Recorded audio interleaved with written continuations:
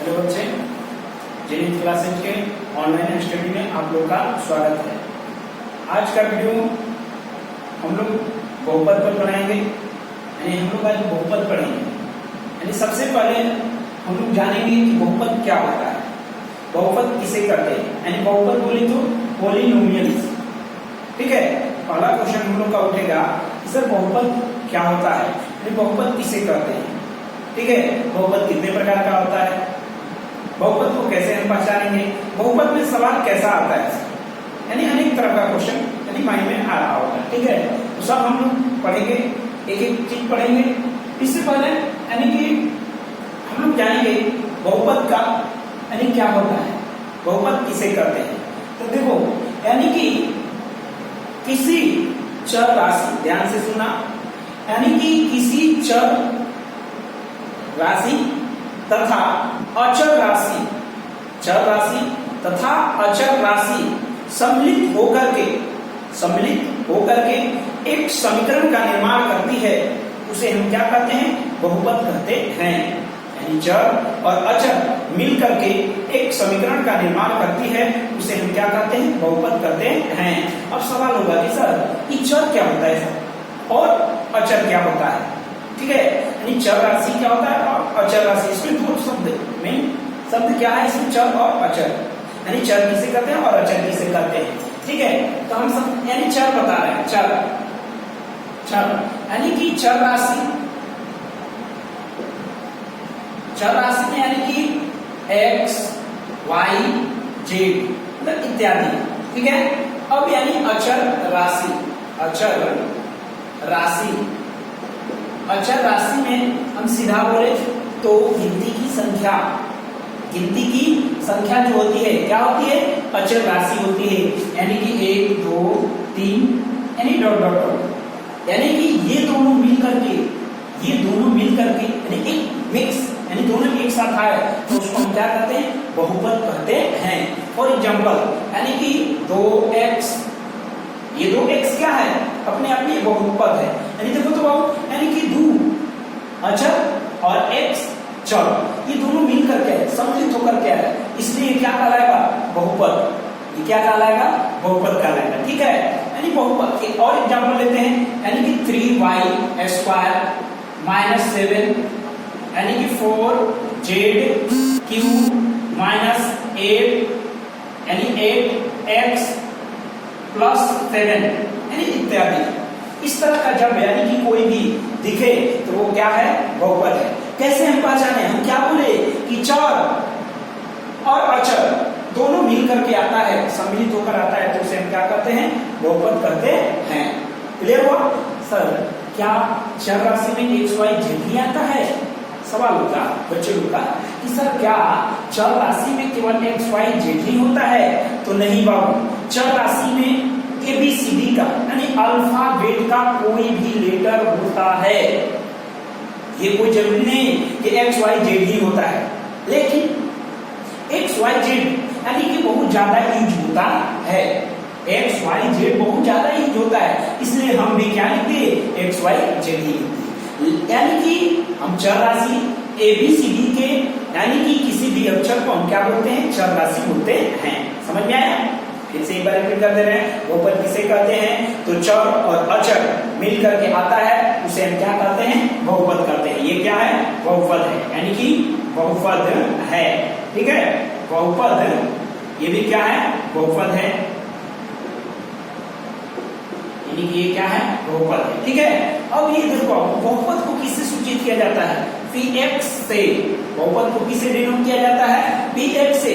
क्यों, क्योंकि बहुपद का इंग्लिश पॉलिनोमियल्स होता है, ठीक है। इसलिए p और x क्या दर्शा रहा है, क्योंकि बहुपद में चर राशि का होना जरूरी है। x के जगह पर कुछ भी आ सकता है, y भी आ जाएगा, z भी आ जाएगा, कुछ भी आ सकता है। समझ में आ रहा, यानी बहुपद को किससे हम कर सकते हैं, p से डिनोट किया जाता है। समझ में आ रहा। अब सवाल होगा कि सर बहुपद यानी कि बहुपद कितने प्रकार के होते हैं। बहुत मजा आएगा, बस थोड़ा सा मेहनत करना है। बहुत ये जो है अध्याय 2 जो है बहुपद है ना, ये चैप्टर यानी 2 जो है ये बहुत मजेदार मजेदार, बस थोड़ा सा दिमाग यहीं पर कंसंट्रेशन बना के यहीं पर रुकना है, अपने आप को एकदम यहीं पर रखना है, ठीक है। तो बाबू मन से जोश के साथ आओ और पढ़ाई मन से करो, ठीक है। बस थोड़ा सा बाबू मन लगा के पढ़ना है, ठीक है। बहुत मजा आएगा बाबू, बस धुआं उड़ा देना है, गर्दा उड़ जाएगा। चलो आगे बढ़ते हैं। यानी बहुपद कितने प्रकार के होते हैं? तो बाबू बहुपद को दो भागों में बांटा गया। बहुपद को कितने भागों में? दो भागों में बांटा गया। कौन कौन? तो पद के आधार पर, ये लिखित पद के आधार पर और फिर घात के आधार पर। बहुपद को दो भागों में बांटा गया, पद के आधार पर और घात के आधार पर। अभी पद के आधार पर क्या होता है बाबू? तो ये सब बाबू देखो ध्यान से, ये 9th क्लास में हम लोग पढ़े हैं, ये 9th का हम अभी रिवीजन करा रहे हैं। सर आप बार बार 9th का क्यों रिवीजन कराते हैं? तो बाबू देखो 9th का हम इससे कनेक्ट नहीं करेंगे तो मजा नहीं आएगा। फिर 9th में पढ़े हैं, बस थोड़ा सा रिवीजन करा देंगे, जो पढ़ा है उसको याद आ जाता है। अभी हाँ ऐसे लगता है कि हम भूल गए, लेकिन थोड़ा सा सर बोल देंगे तो तुमको भी याद आ जाएगा, हाँ हम पढ़े थे जरूर। और जो फेयर किया, फेयर से थोड़ा सा रिवीजन कर लेगा, मजा आ जाएगा। तो थोड़ा सा बाबू सावधानी पूर्वक पढ़ना है, ठीक है। हम रिवीजन करा रहे हैं। यानी कि चौरासी या चौरासी समझ में आया?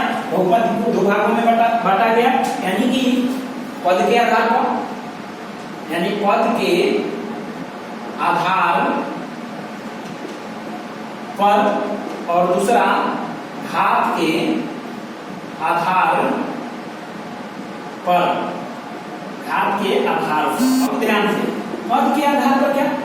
तो देखो पद के आधार पर बहुपद को यानी कि कई भागों में, पद के आधार पर कई भागों में, लेकिन हम लोग जनरली पढ़ेंगे तीन भाग में हम बताएंगे। यानी एक पदी बहुपद, दो द्विपदी बहुपद, त्रिपदी बहुपद। अब ये पद क्या होता है सर? ये पद क्या होता है? तो देखो अब हम यानी एग्जाम्पल के माध्यम से समझाएंगे। जैसे यानी 4x, फिर लेते हैं एग्जाम्पल, यानी कि 8y प्लस 2, ठीक है, 8y प्लस 2। फिर यानी कि एक और एग्जाम्पल लेते हैं, 9z square plus 5z plus 7, ठीक है। माइनस भी रख सकते हैं, कोई जरूरी नहीं प्लस, ठीक है। यानी देखो ये कितना, तो एक पदी बहुपद, एक पदी बहुपद, और ये क्या है? तो द्विपदी बहुपद, द्विपदी बहुपद। ये क्या है? तो त्रिपदी बहुपद, त्रिपदी बहुपद, ठीक है। कैसे सर आप पहचान गए? देखो ये जो चर और अचर जो आता है ना, ये एक पद का लगता है, ये मतलब एक वो है। और देखो प्लस और माइनस के साथ जैसे नहीं आता है तो वो यानी पद अलग होता है। प्लस और माइनस लेकर आएगा तो वो पद क्या हो जाता है? अलग हो जाता है। जैसे मैं यहाँ पर देखो, यानी कि 8y प्लस 2, मतलब ये एक पद और ये दूसरा पद, ये दो लिखा है इसलिए दूसरा पद नहीं, ये दो, यानी कि पहला ये दूसरा, यानी दो पद, इसलिए द्विपदी बहुपद। अब यहाँ पर आते हैं, यहाँ पर देखो ये एक पद, ये दो पद और ये तीन, ये प्लस यानी दोनों दो परिवार का, दो एक ही परिवार में दो सब तीन सदस्य हैं, यानी 3 मेंबर है, तो ये त्रिपदी बहुपद कहलाएगा। अब कहेगा सर जी जिस बहुपद जिसमें 4 पद हो उसे क्या कहेंगे? 4 पदी बहुपद। जिसमें 5 पद हो उसे हम 5 पदी बहुपद कहेंगे। एक एग्जाम्पल 4 पदी का ले लेते हैं, यानी कि 5x के घाते 4 plus 9x cube plus 7x plus 8, कुछ भी ले सकते हैं। बस पद देखो ना, 1 2 3 4, इसलिए 4 पदी बहुपद है। समझ में आया? पदी बहुपद समझ में आया? अब आते हैं घाती बहुपद। घाती बहुपद घात किसको कहते हैं? तो चर राशि के ऊपर, चर राशि के ऊपर यानी कि माथे पर हम बोलेंगे, माथा पर, ठीक है। यानी चर राशि के ऊपर, यानी कि जो पूर्णांक संख्या, पूर्ण संख्या, ठीक है, यानी कि पूर्ण संख्या आता है वो घात कहलाता है, ठीक है। यानी कि जैसे में 5x के घाते 3, ये घात है, इसको हम क्या बोलेंगे? घात, यानी कि माथे पर लगा हुआ है, ये क्या है? घात, चर राशि पर, चर राशि पर, ठीक है। तो ये घाती बहुपद, यानी फिर घाती बहुपद को कितने भागों में बांटा गया? कोई विभिन्न कई भागों में बांटा गया, लेकिन हम पढ़ेंगे 3, ठीक है। कौन कौन? तो एक घाती बहुपद, द्विघाती बहुपद और त्रिघाती बहुपद। ठीक है, तो देखो हम एग्जांपल के माध्यम से समझाते हैं। यानी एक घाती बहुपद किसे कहते हैं, एक घाती बहुपद किसे कहते हैं, तो ये देखो हम 5x 9x square minus 7 8z³ plus 9x square plus 7x plus 2। ठीक है, यानी देखो अब इसकी घात, इसकी जो 5x का घात जो है तो कुछ नहीं है सर यहाँ पर, यानी ये कैसा बहुपद, तो एक घाती बहुपद, एक घाती बहुपद, यानी एक घाती बहुपद को ही हम क्या बोलते हैं, रैखिक बहुपद। बहुत इंपॉर्टेंट वही बात है, रैखिक बहुपद। ठीक है, रैखिक बहुपद। अब यानी ये देखो रैखिक बहुपद, अब ये द्विघाती बहुपद, द्विघाती बहुपद, ये द्विघाती बहुपद है। और ये कैसा है बहुपद, तो त्रिघाती बहुपद।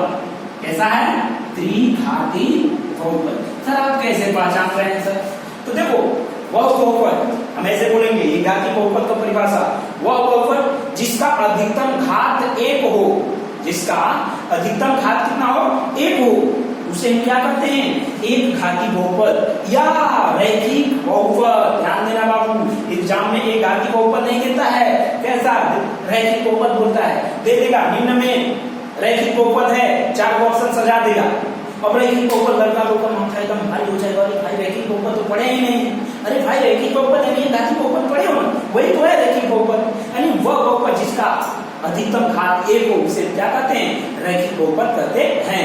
ठीक है, समझ में आया, क्लियर। देखो इसका घात कुछ नहीं, जब कुछ नहीं दिखता है तो क्या 1, कोई कहेगा सर 0 ना, तो नहीं बाबू 0 नहीं, 1, कुछ नहीं घात में दिख रहा है तो क्या है, 1। समझ में आ रहा। अब देखो आगे बढ़ते हैं द्विघाती बहुपद। ध्यान से सुना, वो ध्यान से मेरी बात को सुनो। एंड वह बहुपद जिसका अधिकतम घात 2 हो, वह बहुपद जिसका अधिकतम घात 2 हो, उसे हम क्या कहते हैं, द्विघाती बहुपद कहते हैं। जैसे में 9x स्क्वायर माइनस 7, देखो ये 9x की घात 2, देखो तो अधिकतम घात कितना है, 2 है, इसलिए यानी कि ये द्विघाती बहुपद है।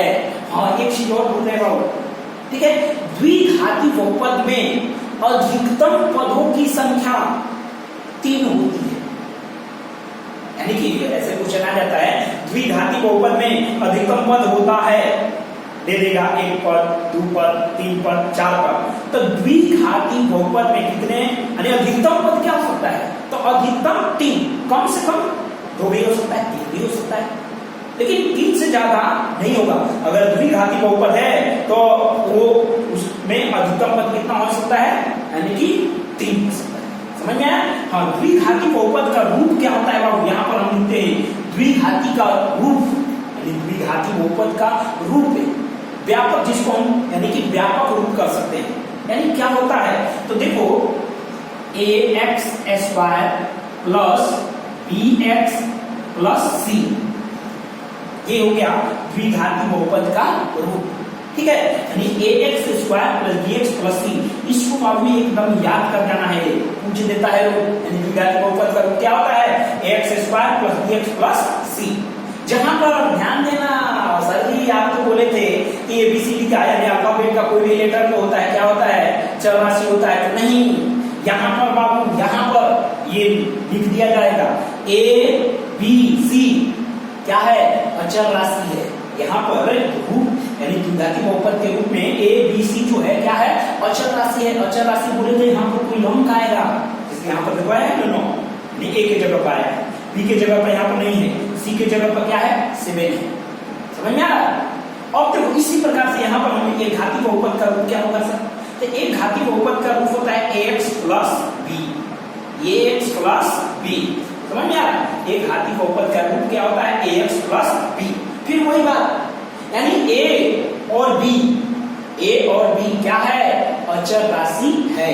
मतलब यहाँ पर इस रूप में a और b क्या है, अचर राशि है, और x क्या है, चर राशि। समझ में आ रहा। अब आगे सवाल होगा, सर जी जैसे यहाँ पर बताए कि द्विघाती बहुपद में तो ठीक इसी प्रकार से आप बताइए कि रैखिक बहुपद में अधिकतम पदों की संख्या क्या होता है? तो अधिकतम पदों की संख्या 2। इसमें यानी एक घाती बहुपद में अधिकतम पदों की संख्या कितना होता है? 2। समझ में आया? यानी कि देखो अब आगे बढ़ते हैं आगे, यानी त्रिघाती बहुपद। त्रिघाती बहुपद पर त्रिघाती बहुपद किसे कहते हैं? तो परिभाषा को तुम लोग को समझ में आ गया होगा। क्या है? यानी वह बहुपद जिसका अधिकतम घात, यानी वह बहुपद जिसका अधिकतम घात 3 होता है उसे क्या कहते हैं? त्रिघाती बहुपद कहते हैं। ठीक है? हाँ, त्रिघाती बहुपद में अधिकतम पदों की संख्या 4 होता है। अधिकतम पदों की संख्या कितना होता है? 4। ध्यान से सुना हो, वह बहुपद जिसका अधिकतम घात 3 हो उसे हम त्रिघाती बहुपद कहते हैं। त्रि अरे नाम में छिपा है, त्रि मतलब 3, घाती मतलब घात ऊपर में, यानी वह बहुपद जिसका अधिकतम घात 3 हो उसे त्रिघाती बहुपद कहते हैं। इंपॉर्टेंट चीज याद करने वाला बात है, त्रिघाती बहुपद में अधिकतम पदों की संख्या क्या होता है? तो 4। यानी हम ऐसे बोले कि जितना घाती बहुपद उससे एक ज्यादा, उससे एक अधिक पद, उससे एक अधिक पद होता है। अगर त्रिघाती बहुपद तो अधिकतम पदों की संख्या 4। अगर सर जी 5 घाती बहुपद आ जाए तो उसमें अधिकतम पदों की संख्या 6। समझ में आया?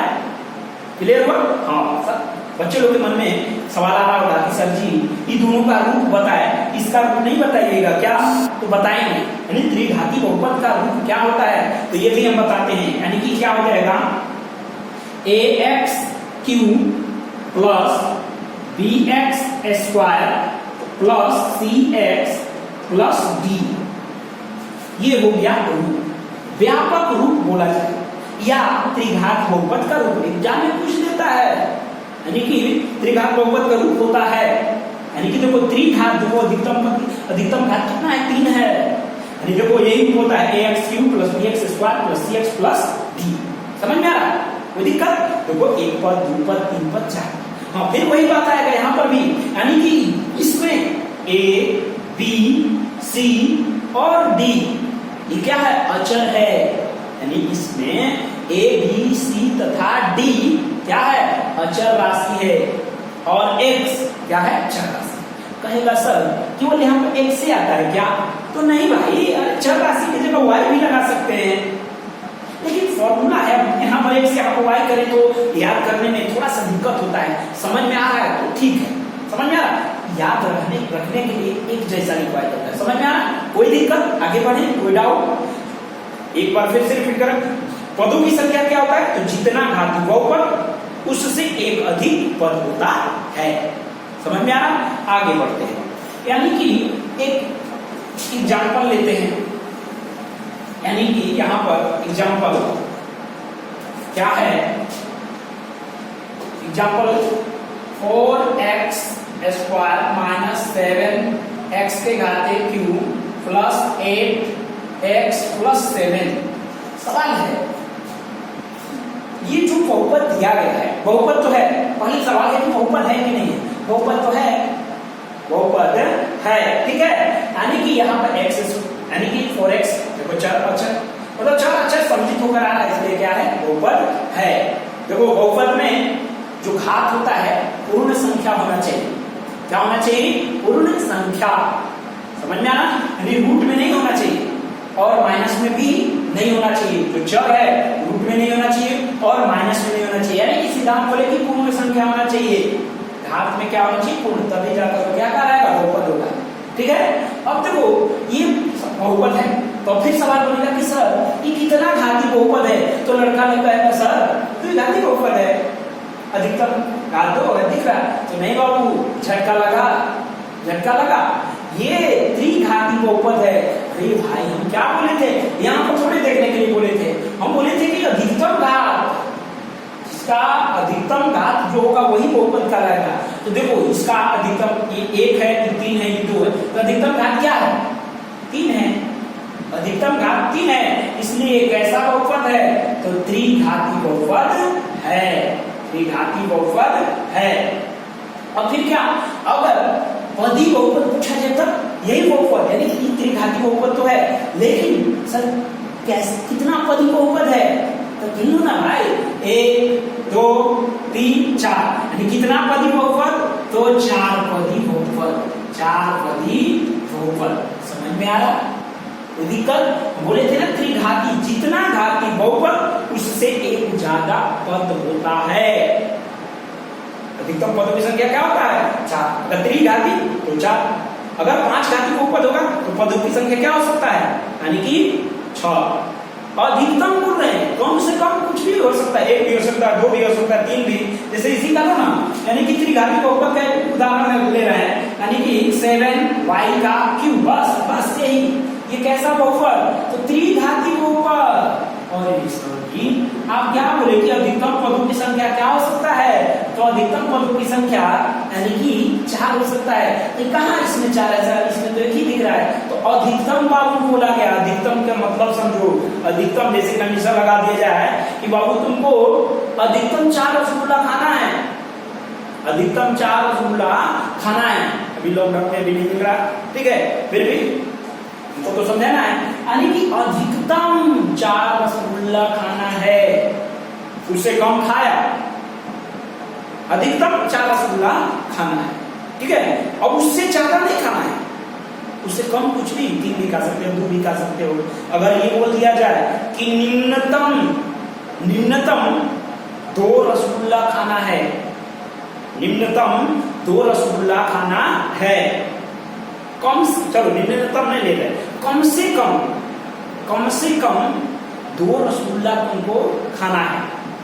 तो कम से कम तुमको 2 को खाना ही खाना है, 1 खाओगे तो पनिशमेंट होगा, लेकिन कम से कम 2 तुमको जब खाना है, 2 से अधिक भी खा सकते हो, लेकिन कम नहीं। लेकिन अधिकतम जब कर दिया जाए तो अधिकतम में यानी 4 कर दिया गया, तो अधिकतम से ऊपर नहीं जा सकते, नीचे कुछ भी हो सकता है। तो अधिकतम बोला गया, अधिकतम 4 पद हो सकता है, 4 से कम भी हो सकता है, लेकिन 4 से ज्यादा नहीं हो सकता है। समझ में आया?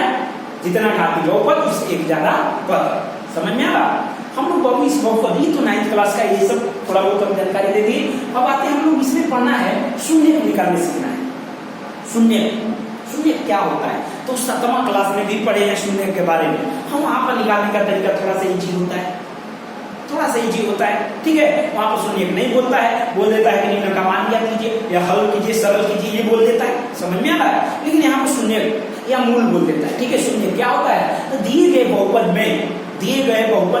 में जो चर राशि का मान आता है वही क्या होता है? शून्य होता है।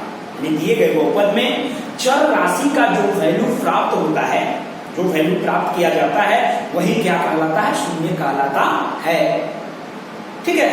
शून्य यानी कि अब सवाल होगा कि शून्य कितने प्रकार का होता है? तो शून्य यानी कि हम लोग को 3 पढ़ना है, 3 में 1 और 4 पढ़ा है, लेकिन तीनों का यानी कि तीन जनरली 3 है। अल्फा, जिसको शून्य का नाम अल्फा, बीटा, गामा, जो कि आगे हम लोग अभी पढ़ेंगे, फॉर्मूला इस पे आएगा, ठीक है। अभी हम चर्चा कर दे रहे हैं। एग्जाम्पल ले लेते हैं, क्या होता है सर? यानी मान जो बोले कैसे निकलता है? तो देखो एकदम छोटा सा एग्जाम्पल ले रहे हैं। अगर 4x - 8 ये बहुपद है, तो बहुपद और समीकरण में अंतर थोड़ा सा जान लो। बहुपद और समीकरण में थोड़ा सा अंतर होता है, बहुपद और समीकरण में थोड़ा सा अंतर होता है। देखो ये बहुपद है, ये क्या है? बहुपद है। लेकिन अगर बराबर में हम 0 लगा दिए, बराबर यहाँ पर क्या लगा दिए? 0, तो ये क्या बन गया? समीकरण। समझ में आ रहा? इक्वल में कुछ भी आ जाए, कोई जरूरी नहीं कि 2 ही आए, कोई जरूरी नहीं। यहाँ पर हम मान लेते हैं, यहाँ भी इसको हम यहाँ न लिख करके ये बराबर में ये 7 कर देते हैं, यहाँ बराबर 7 कर देते हैं। तब पर ये कैसा है? क्या है? बहुपद, यानी बहुपद है, लेकिन अब इसको हम क्या कर सकते हैं? समीकरण है। बराबर में कुछ भी आ जाए तो समीकरण बन जाता है, बहुपद ही क्या बन जाता है? समीकरण। तो इक्वल में कुछ भी आ जाए तो बहुपद क्या बन जाता है? समीकरण बन जाता है। तो देखो इस बहुपद का हमको शून्य निकालना है, तो शून्य क्या होता है? तो बहुपद में जो चर राशि का मान प्राप्त होता है उसको क्या कहते हैं? शून्य कहते हैं या मूल कहते हैं। तो देखो बाबू यहाँ पर चर राशि क्या है? तो x है, x का क्या करना है? मान निकालना है। देखो कैसे मान निकलेगा? तो बहुत सिंपल है, देखो 4x, इस 8 को देखो जिसका मान निकालना रहता है उसको अकेला करो, जिसका मान निकालना है उसको क्या करना चाहिए, अकेला। तो यहाँ पर देखो x का मान निकालना है, चर राशि क्या है, x है, कुछ भी आ सकता है, y z कुछ भी, ठीक है। तो खैर यहाँ पर x है, तो हम x को अकेला करेंगे। तो जितने भी पड़ोसी वाले पड़ोसियों को भगाया जाता है, तो देखो ये पड़ोसी 8 है, तो ये माइनस में, यानी सीधा बोले तो पहले प्लस और माइनस वाले को भगाया जाएगा, हटाया जाएगा, ठीक है। तो ये माइनस में हम इसको बाउंड्री बोलते हैं, बाउंड्री अपने समझाने के लिए, अपने लिए कहीं मिलता नहीं, बुक में नहीं मिलेगा, ठीक है। ये समझाने के लिए, बच्चों को आसान तरीका से समझाने के लिए, ठीक है। तो ये माइनस है तो बाउंड्री उस पार जाएगा, तो सब लोग को पता है कि क्या हो जाता है, माइनस प्लस बन जाता है, और प्लस क्या बन जाता है, माइनस। जो अगर गुणा है तो भागा बन जाएगा, और भागा गुणा, मतलब जोड़ घटा एक दूसरे का उल्टा, और गुणा भाग एक दूसरे का उल्टा। तो यहाँ पर माइनस है तो उधर जाएगा प्लस, तो 0 प्लस 8, तो एकदम बेसिक तरीका से पता है। 0 प्लस 8, तो 8 में 0 जोड़ दिया ना, 0 नहीं होगा बाबू, यानी क्या होगा, 8 ही रहेगा, कोई प्रभाव नहीं पड़ेगा। अब देखो अभी x का मान नहीं आया, अभी ये 4 है, हमको तो केवल x का मान निकालना है, तो 4 को भी भगाएंगे, तो सर मिटा ना दीजिए धीरे से, क्या दिक्कत, क्या सही है, क्या सर क्या आप मजाक कर रहे हैं, कुछ बच्चा लोग सोच रहा है क्या सर आप मजाक कर रहे हैं, तो बाबू देखो ये गलत तरीका, मिटा नहीं देंगे, ये गुना में है, यहाँ पर कुछ नहीं, तो गुना का चिन्ह छिपा हुआ है, तो हम क्या बोलेंगे, बाउंड्री पार करेगा तो क्या हो जाएगा, भागा में, ये गुना में तो उधर जाएगा, तो क्या होगा, भागा में, 8 बटा में 4 कट जाएगा, 4 गुना के 8, यानी x का मान क्या आ गया, 2। यही जो x का मान है क्या कहलाएगा, शून्य कहलाता है, क्या कहलाता है, शून्य, यानी कि शून्य बराबर 2 हम लोग का आंसर, समझ में आया, शून्य। हाँ, एक चीज और बताना चाहेंगे कि जितना घाती बहुपद होता है उतना ही शून्य प्राप्त होता है। अगर रैखिक बहुपद है, रैखिक बहुपद बोले तो एक घाती बहुपद, यानी एक घाती बहुपद है तो एक शून्य प्राप्त होगा। अगर द्विघाती बहुपद है तो 2 शून्य प्राप्त होगा। अगर त्रिघाती बहुपद है तो कितना शून्य प्राप्त होगा, 3, समझ में आ रहा। अगर 4 घाती बहुपद होगा तो कितना शून्य प्राप्त होगा, 4। हम लोग को 4 तक पढ़ना है, वो भी एक का दूसरा सवाल आएगा 4 शून्य निकालने के लिए, समझ में आ रहा, वो भी डायरेक्ट नहीं सवाल इसमें, हाँ 2 शून्य दे देगा, अन्य 2 शून्य पूछेगा। अब सवाल होगा कि सर 2 शून्य कैसे निकालेंगे, तो 9th क्लास में पढ़े हो, 9th क्लास में पढ़े हो, हाँ वहां पर गुणनखंड तक केवल था, अब यहाँ पर शून्य कहा जाएगा, समझ में आ रहा, तो सब बताएंगे, बस थोड़ा सा सब्र करो, बस थोड़ा सा कंसंट्रेशन बनाकर यहीं पर हो, मन लगा के पढ़ो, बहुत मजा आएगा, और सवाल बनाएगा धुआं उड़ा देगा, बस थोड़ा सा मन लगाना है। तो चलो, यानी कि ये क्लियर हुआ, जितना घाती बहुपद उतना शून्य प्राप्त होगा। शून्य को किससे डिनोट किया जाता है, तो देखो बाबू शून्य को, यानी कि शून्य अल्फा, बीटा और गामा से दर्शाया जाता है, यानी कि अल्फा, बीटा, गामा से डिनोट किया जाता है। अल्फा इसको बोलेंगे, इसको बीटा, इसको गामा, लिख देते हैं यहाँ पर, इसको अल्फा, ये बीटा, ये गामा। एक और होता है क्योंकि डेल्टा होता है, डेल्टा से, लेकिन उसका ज्यादा चर्चा नहीं, इसमें 3 तक, 10वीं क्लास में 3 तक, समझ में आ रहा है। तो अल्फा, बीटा, गामा, वो कहेगा सर किसको अल्फा, किसको बीटा, किसको गामा, तो आगे बताया है, ठीक है। अभी क्लियर हुआ, यानी कि शून्य क्या होता है, तो जो चर राशि का मान आता है उसको हम शून्य करते हैं। हाँ, शून्य को निकालने का, यानी कि हम लोग 3-4 विधि पढ़ेंगे, शून्य को निकालने का कितना विधि पढ़ेंगे, 3 से 4 विधि हम लोग पढ़ेंगे, जो कि एक एक करके हम बताएंगे, ठीक है। तो अभी ये तो बेसिक है, एकदम बेसिक, एक और कौन कौन विधि है तो वो सब हम एक एक करके बताएंगे। अभी हम चलते हैं सीधा एक चीज और बाबू, यानी कि इसको कल लगता है, पिछले वीडियो में हम बताए थे, यानी किसी का घात 0 रहता है उसका मान क्या होता है, 1। किसी का भी घात 0 रहता है उसका मान क्या, अगर 500 का घात कितना है, 0, तो उसका मान क्या हो जाएगा, 1, ठीक है। बस आगे बढ़ते हैं प्रश्नावली 2.1 पर। अब क्या है 2.1 में, 2.1 में क्या है, तो हम लोग पढ़ते हैं।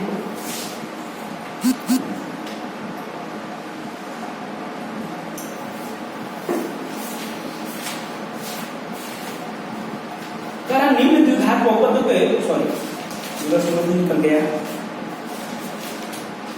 2.1 बिल्कुल।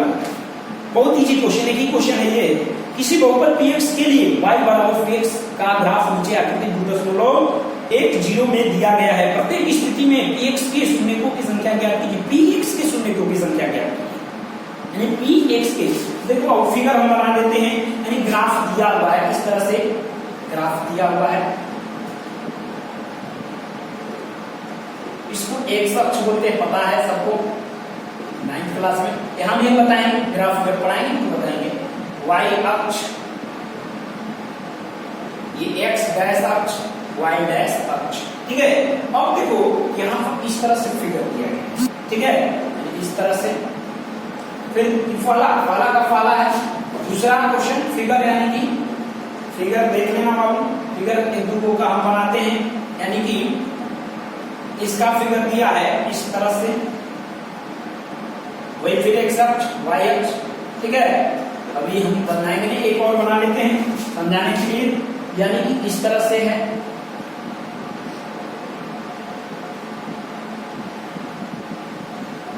इस तरह से, ठीक है। अब देखो कह रहा है निम्नलिखित किसी बहुपद px के लिए y बराबर px का ग्राफ नीचे आकृति 2.10 में दिया गया है। तो इस स्थिति में px के शून्यकों की संख्या, यानी px के शून्यकों की संख्या ज्ञात करना है, यानी क्या है, तो देखो px मतलब कि x अक्ष पर यानी कि प्रतिच्छेद करेगा, उसी को क्या कहेंगे, हम शून्य कहेंगे। इस ग्राफ के लिए px का फिगर है ना, तो हम देखेंगे कि x अक्ष पर कितनी जगह पर, यानी कितने बिंदु पर प्रतिच्छेद कर रहा है। जितने बिंदु पर प्रतिच्छेद करेगा वही शून्यकों की संख्या होगा। तो देखो, तो यहाँ पर हम लोग का पहला, यानी कि क्वेश्चन पहला में x अक्ष पर प्रतिच्छेद कर रहा है, क्या देखा नहीं, यानी ये y अक्ष को प्रतिच्छेद कर रहा है, तो हम लिखेंगे, यानी कि चूंकि x लिख दे रहे हैं, सीधा डायरेक्ट आंसर लिख देते, लेकिन एक जगह लिख देते हैं, x अक्ष पर प्रतिच्छेद नहीं कर रहा है, इसलिए शून्यकों की संख्या बराबर 0। अब देखो दूसरा क्वेश्चन, इसका दूसरा अब नहीं लिखेंगे, अब लैंग्वेज हम बता दिए, ये लिखना कॉपी पर नहीं, हम समझाने के लिए लिखते हैं कि एक जगह लिख लेने पर याद आएगा कि कैसे बन रहा है सवाल।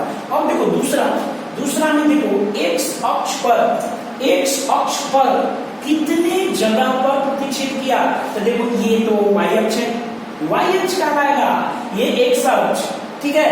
तो x अक्ष पर केवल एक जगह प्रतिच्छेद कर, कहां पर, यहाँ पर, ठीक है।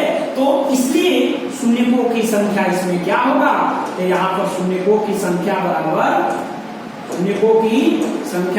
क्या, 1। अब देखो तीसरा क्वेश्चन, तीसरा क्वेश्चन क्या कर रहा है हम लोग का, तो तीसरा क्वेश्चन में देखेंगे कि x अक्ष पर कितनी जगह पर प्रतिच्छेद कर रहा है। तो देखो तो हम देख लेते हैं, एक जगह यहाँ पर, एक यहाँ पर, एक यहाँ पर, तो 1 2 3 px बोला है, इसलिए x अक्ष पर देख रहे हैं, ठीक है। तो अब देखो 3 जगह पर, इसलिए शून्यकों की संख्या क्या हो जाएगा, तो सबको पता है सर जी 3। अब बच्चा लोग सोच रहा होगा कि सर छोड़ना दीजिए, हम लोग धुआं उड़ा देंगे, तो बिल्कुल बाबू अब हम छोड़ रहे हैं, यानी कि अब तुम लोग बना सकते हो, ठीक है। यानी कि यहाँ पर समझ में आया, 3 जगह पर प्रतिच्छेद किया, इसलिए यहाँ पर शून्यकों की संख्या बराबर 3। इसमें 3 क्वेश्चन और है, एकदम देखो आंसर लगाओ, क्लियर, कोई डाउट। तो आज का वीडियो यहीं तक समाप्त करते हैं, अगला वीडियो हम लेकर आएंगे, यानी प्रश्नावली 2.2 का। प्रश्नावली 2.2 बहुत मजेदार है बाबू, ये तो बहुत घालू वाला चैप्टर था, बहुत घालू, बहुत मजा आया। प्रश्नावली 2.2 से क्वेश्चन ज्यादातर उठता है, तो ध्यान से पढ़ना होगा, ठीक है। इस वीडियो को छोड़ना नहीं है, और ज्यादा से ज्यादा बाबू सब्सक्राइब करें, लाइक करें और शेयर करें, दूसरे बच्चों को भी शेयर करें। ये नहीं कि जो मेरे यहाँ पढ़ रहा है, ये फ्री ऑफ कॉस्ट पढ़ाई हो रहा है, ये फ्री ऑफ कॉस्ट है, और बस थोड़ा सा लाइक चाहिए और क्या, सब्सक्राइबर्स होना चाहिए, और ज्यादा से ज्यादा बच्चे को शेयर करें। ठीक है, जहां समझ में नहीं आता है उसको एक दो बार वीडियो को देखकर फिर से रिपीट करें। नहीं, फिर भी नहीं समझ में आ रहा तो अगर हमसे संपर्क हो पाएगा तो ठीक है, नहीं हो पाएगा तो किसी अन्य जहां जो पढ़ता है वहां पर क्लियर कर देगा। ठीक है, थैंक्स।